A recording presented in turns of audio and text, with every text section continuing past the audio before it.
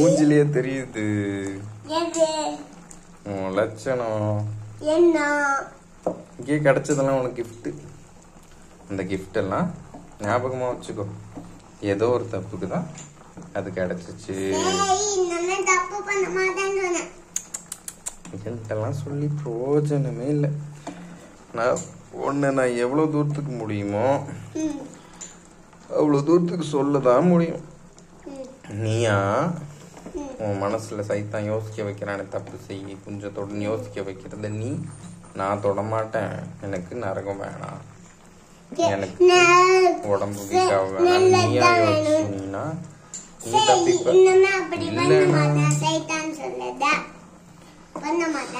சொல்ல மாட்டான். அவன் வந்து நின்று சொல்லி வா வான்னு கூப்பிட மாட்டான். உன்னை அப்படி யோசிக்க வைப்பான். அவனோட பவர் என்னன்னா அப்படி யோசிக்க. ஆமா, உனக்கு நல்லதெல்லாம் வராது. யாருக்கும் அதிகமா நல்லதெல்லாம் தோணாது. நல்லது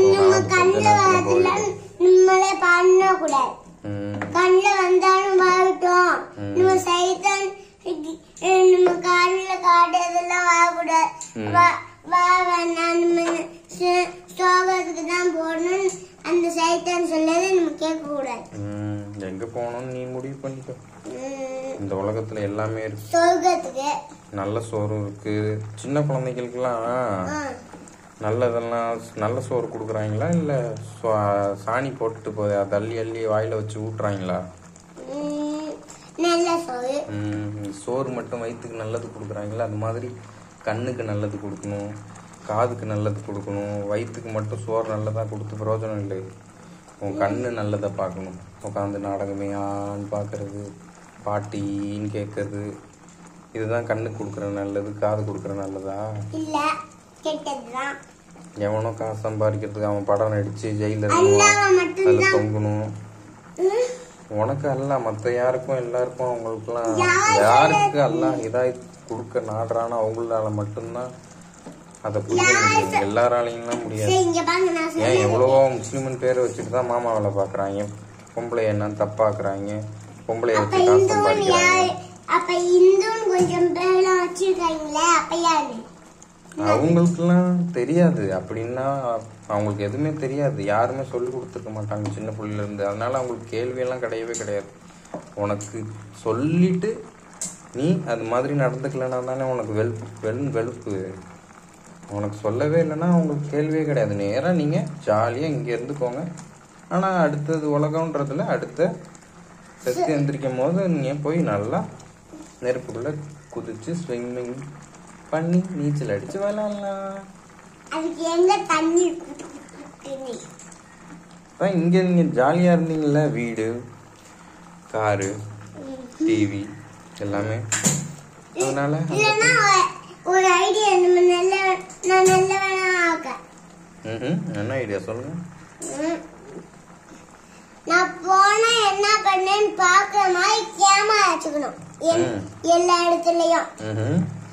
அப்ப நான் தப்பு பண்ணேன்னா நல்லது பண்ணேன்னு பாத்துக்கலாம். அதான் சொல்ல.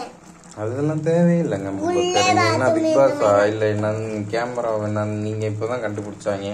இதுக்கு முன்னாடி எல்லாம் கேமரான்னு ஒண்ணு கிடையவே கிடையாது. மனசாட்சின்னு ஒண்ணுக்கு பயப்படணும்.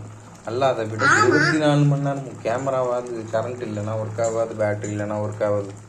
24 மணி நேரமும் நீ நல்லது பண்ணா இங்க, கெட்டது பண்ணா இங்கன்னு 24/7 அப்பா பார்க்க முடியும், இல்லை கேமரா பார்க்க முடியும். ஆனால் நல்லா தூங்காம உங்களை 24/7 நீங்கள் சர்வைலன்ஸில் தான் இருக்கீங்க.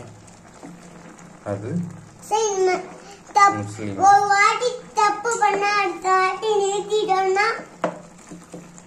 நிறுத்துறதெல்லாம் உன் கையில இருக்கு. நிறுத்துறது என்கிட்டலாம் சொல்லி எந்த பிரயோஜனமும் இல்லை அபூபக்கர். என்கிட்ட சொல்லி நான் ஒன்னு இல்லை, உலகத்துல யாரையும் நம்ப மாட்டேன்ற அளவுக்கு நிறைய பேரை நம்பி ஏமாந்து நொந்து செத்து பொழைச்சிட்டேன். அதனால சாவுற வரைக்கும் செத்தா கூட யாரையும் நம்ப மாட்டேன்ற அளவு இருக்கேன். அதில் நீ மட்டும் விதி விலக்கு இல்லை. ஏன்னா சரி நம்ம தப்பு பண்ண மாட்டேன்னு சொல்றேன். எனக்கு தேவையில்லடா, அது அல்லாட்ட நீ சொல்லு. என்ன தப்பு பண்ண வைக்காம காப்பாத்துன்னு. ஏன்னா சைத்தானையும் படைச்சது அல்லாதான், அபூபக்கர் அல்லாஹ் எப்படி சைத்தானை படைப்பான்? அவன் ஃபர்ஸ்ட் சைத்தானா இல்லை,